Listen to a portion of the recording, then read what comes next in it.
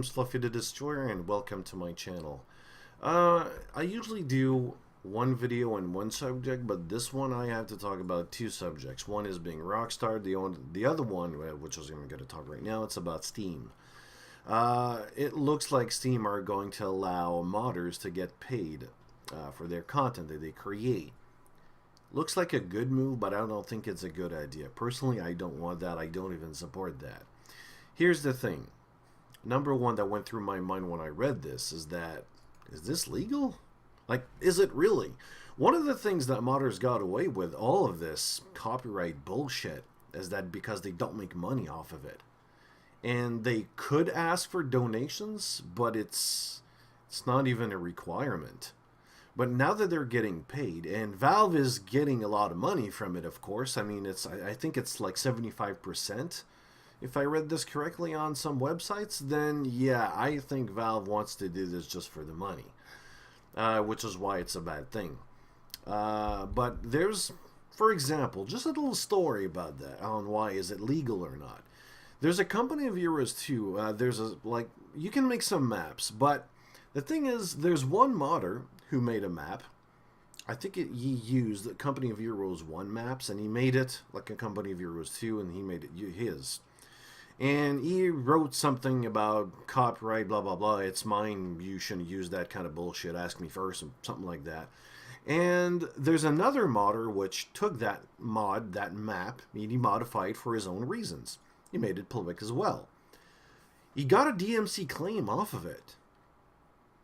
I'm confused here. I don't know. I'm not really an expert in this, but it seems to be totally wrong. I don't like this at all. And there's also the fact that how do you control the quality or the price in this? I mean, what? There are some instances that you pay $3 for like one armor, one piece of armor, but what about the set? It's going to become, what, $20, $30 for that? How do you control the price? Should there be control about the price? And what about the quality? I mean, if you make a mod, and now there's a next version for a game, and now it's completely, like, unplayable, the cash that you paid, $2, $3, $1, $3, through 10, 20, it's not completely useless. You want a refund now because it doesn't work. So, should they support it? How does it work? Should you get a refund if there's a refund involved here? Like, you don't know, and most people will just install a mod to see if it works, and then they're gonna remove it because they didn't like it or whatever. How does this work? Should there be a refund involved? Should there be like a try before you buy or something?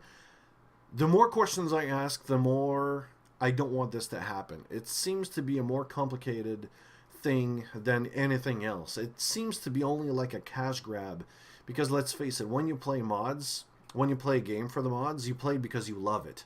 And when you're a mod creator, you do it because you love it, for the passion. You don't do this for the money because you're not paid, or basically that's not the first thing that goes through your mind. If you are, hey, I mean, good luck, congratulations. But I see a lot of mods which are not paid. And frankly, I do see a lot of mods that are just like simply awful or just bullshit. Now, should we get some kind of rating system for the mods? We already have bullshit on Greenlight and on Steam. You don't believe me? Just go see Jim Sterling's YouTube video channel. It's filled with it. That's what he has, like almost all the time. Almost. Trust me, it's really bad. So, subject number 2. Rockstar has the worst tech support, in my opinion. I've worked for more than 4 years in tech support service. One of the things you learn, there's a couple of things that you learn, but the first thing that my boss tells me is never hang up and always use empathy and always understand your customer. Even if you don't want to, even if you want to rip their heads off, understand them, use empathy, and never fucking hang up. Legally, in Quebec, you can be in really big trouble here. Like, legally in trouble here. What Rockstar is doing here, if there was a customer from Quebec, we could go to the justice system and bring them to court. That's how, this is how much deep they're in trouble. And So I went to the website of Gamers Nexus. You can go on Demon Ralph's website. He talks about, I mean, YouTube video. He talks about this. There's a couple of links, but just to prevent users from clicking everywhere, it's available on my channel as well, but it's there. He talks about it first. I've taken this information from him, but there's another one from Gamers Nexus called Update. Rockstar has taken steps to remedy poor customer service. This is from yesterday on the 23rd. It looks like that their customer experience has improved, somewhat improved. And even so, and they also gave, I would say, like the usual general tape as we're aware of the problem and we're sorry for the inconvenience and blah blah blah bullshit. They're trying to hide this under the rug. So, just to make it clear, I'm going to say this once. I'm going to be very clear. Even if your problem is fixed, and if it's not fixed, don't hide it under the rug. Talk about it. Make it official. And that's why I'm making this video here. Go on USA.gov, consumer complaint link in description, and just make this official. Make this complaint official. That's the only way those companies can change. They might tell you, listen, we're aware of this and we're going to make sure it doesn't happen again. Fuck you. No. Make this official. They must have a slap like behind their head with this. That should not have happened in the first place. How can a company that big be so blind about their customer support? What the fuck? I don't understand this.